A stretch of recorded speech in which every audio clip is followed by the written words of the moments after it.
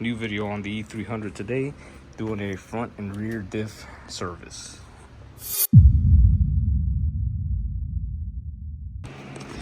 Alright, so for this job you're going to need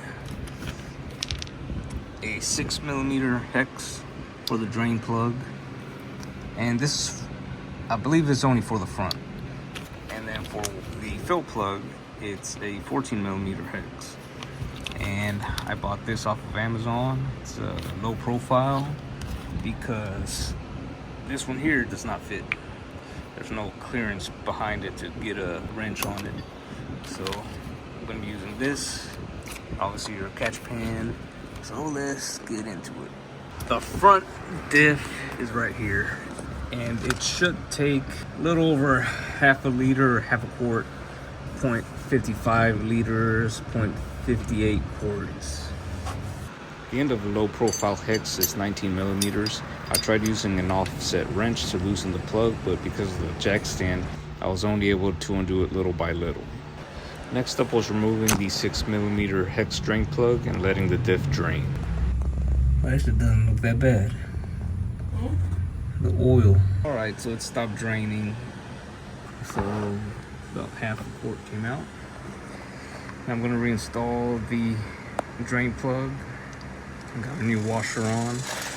I bought this kit off of Amazon with a bunch of little washers, and it had the perfect size. I think it was a 12 by 16 by 1mm. So here's the stock one, and then here's the other one. It's a little thinner, but same diameter. Now I'm gonna toss this in and torque it down. There it is. Links to that below.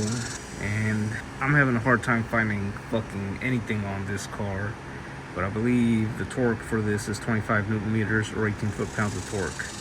The fill plug, that one I believe is 35 Newton meters, but with limited space, I'm just gonna crank that shit till I think it's tight enough.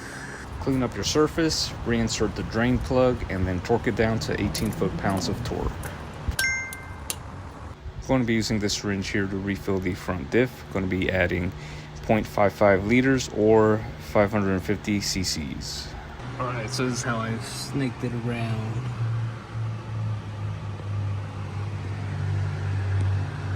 So this goes up to 250 cc's. But I'm just going to do 200 and then the last 150. Or until it starts to drain out. I had forgotten I had these S-type wrenches, which are perfect for this situation. I tightened it down until it was snug, but the proper torque spec is 26 foot-pounds of torque. Moving on to the rear diff. Here's the fill plug and here's the drain plug. A regular hex socket fits, but there isn't clearance to get a breaker bar behind it. And again, I'm using the S-type wrench to remove the fill and drain plugs. Oh, shit. This looks clean, so somebody's done it before. Alright, so it's finished draining, and it's barely under a quart. Now, I did spill some, so I want to say that with what I spilled, it was a little bit over a quart, but not the 1.5 or whatever that is. It says that it takes, or I believe that's what it says. I might be mistaken. But either way, I'm going to reinsert the drain plug and then fill it up. And then once it starts leaking, that's when I will stop. And then the torque specs, like I said, I believe they're 35 Newton meters. But with the limited clearance here, it's going to be hard to get a torque wrench. So I'm just going to snug them down until I think it's all right. So same thing, I'll be using this syringe to fill it up.